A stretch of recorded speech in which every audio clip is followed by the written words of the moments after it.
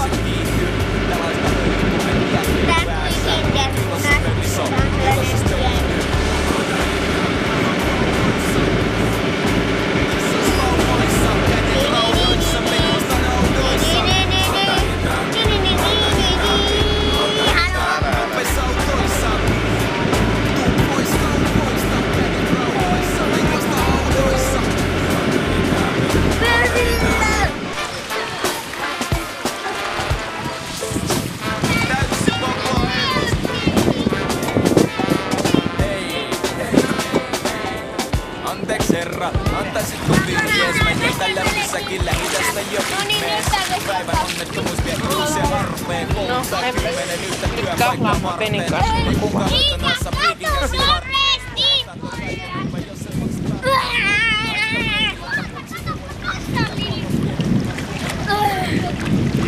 Käsipohja, koiraa uitsia. En mä voi. Sitten sen muuta voi. Tässä on niin syvä hiekka.